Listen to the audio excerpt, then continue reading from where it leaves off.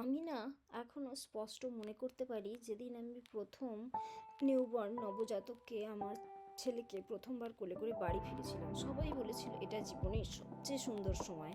আর হ্যাঁ, সত্যি সুন্দর ছিল, কিন্তু তার সাথে ছিল এমন এক ক্লান্তি, এমন এক শূন্যতা, যার জন্য আমাকে কেউ প্রস্তুত করেনি। দিন আর রাতের তফাৎ মিলিয়ে গিয়েছিল। প্রতি 2 ঘন্টা অন্তর অন্তর দুধ খাওয়ানো, ঘুমহীন চোখে একটা ছোট্ট মানুষকে শান্ত করার চেষ্টা, যে কাঁদছে, কিন্তু কেন কাঁদছে আমি নিজেও বুঝতে পারছি না। ডায়াপার বদল, বমি পরিষ্কার, না ঘুমানো রাতের মাঝখানে কোথাও যেন আমি নিজেকে হারিয়ে ফেলছিলাম।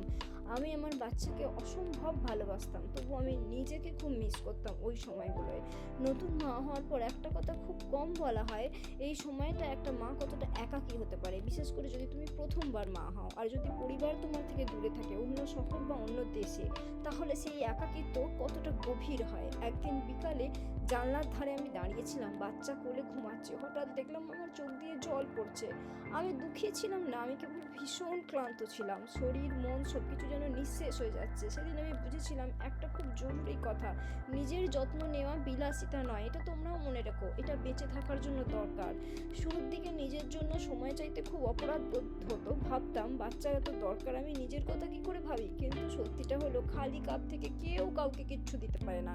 একজন অবসন্ন মা কখনো পুরোপুরি কিচ্ছু ভালোবাসা দিতে পারে না। তাই আমি ছোটভাবে শুরু করলাম। একদিন বাচ্চাকে স্ট্রলারে বসিয়ে পার্কের কাছে হাঁটতে গেলাম, 20 মিনিট মাত্র, কিন্তু খোলা আকাশ, গাছের শব্দ, হালকা হাওয়া, সেই হাঁটাই আমার কাছে থেরাপির মতো কাজ করলো।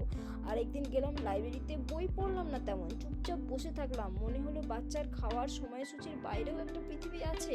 কখনো কখনো বাজারে যেতাম, কিছু কিনতাম না, শুধু মানুষের মাঝে হাঁটতাম, নিজেকে আবার স্বাভাবিক মনে হতো আর কি। ধীরে ধীরে শিখলাম নিজের জন্য সময় নেওয়া মানে খারাপ মা হওয়া নয়। বাচ্চা ঘুমোলে বা যখন সঙ্গী একটু দায়িত্ব নেয়, নিজের জন্য কিছু সময় বার করো। আমিও করতাম, কখনো ফেসিয়াল, কখনো পেডিকিওর, কখনো শুধু বাড়িতে বসে গান শোনা আর স্কিন কেয়ার করা। এটা সাজগোজের জন্য নয়, এটা ছিল নিজের সঙ্গে নিজের আবার যোগাযোগ স্থাপন করার জন্য। এই সময়টায় আরেকটা গুরুত্বপূর্ণ কথা খুব খুব বলা দরকার, অনেক মা এই সময় বেবি ব্লুজে ভোগেন, মন খারাপ হয়, কান্না হয়, অকারণে ভয় হয়। এটা খুব সাধারণত বাচ্চা জন্মের 2-3 সপ্তাহের মধ্যে এটা ঠিক হয়ে যায়।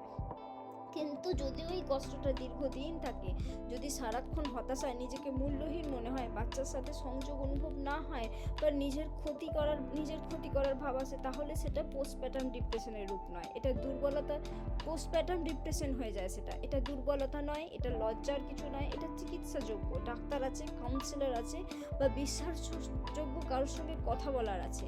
একা সব সামলাতে হবে, এই ভাবনাটা ভুল। বিদেশে বা পরিবার ছাড়া থাকলে আমি আরেকটা জিনিস শিখেছি, নিজের সাপোর্ট সিস্টেম নিজেকে বনতে হয়। আমি সবসময় আঁকতে ভালোবাসতাম, তাই সপ্তাহে একদিন 1 ঘন্টা আর্ট ক্লাসে যোগ দিলাম। ওই 1 ঘন্টা কোনো ডাইপার নেই, কোনো কান্না নেই, শুধু রং আর নিজের শ্বাস। তুমি যদি যোগা ভালোবাসো, ক্লাস করো, গান ভালোবাসো, গান শেখো, যোগা করো, লেখা ভালোবাসো, দিনে 15 মিনিট জার্নাল লেখো।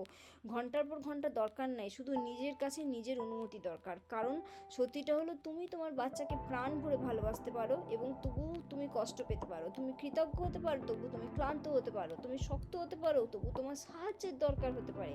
এতে তুমি খারাপ মা হয়ে যাও না, এতে তুমি মানুষ হও। যদি তুমি এখন নবজাতকের সময়টার মধ্যে দিয়ে যাচ্ছ, বাথরুমে লুকিয়ে কাঁদছো, নিজেকে নিয়ে সন্দেহ করছো, এই কথাগুলো মনে রেখো, তুমি ভাবছো যতটা খারাপ করছো, আসলে ততটা নয়। এই সময়টা চিরকাল থাকবে না। নিজের যত্ন নাও, তোমার সন্তানের জন্য এটা উপহার। আমি নিজেকে একটা প্রতিশ্রুতি দাও, আজ নিজেকে একটা প্রতিশ্রুতি দাও, একটু হাঁটবে, একটু পার্কে বসবে, একটু নিজেকে মনে করিয়ে দেবে তুমি শুধু মা নয়, তুমি একজন মানুষ। কারণ সুখী সুস্থ মাই একজন সুখী সুন্দর সুস্থ শিশুকে বড় করে তোলে। আর তুমি মা, তুমি ভীষণ গুরুত্বপূর্ণ, তোমার নিজের যত্ন নেওয়া ভীষণ গুরুত্বপূর্ণ। ভালো থেকো, টাটা, বাই বাই।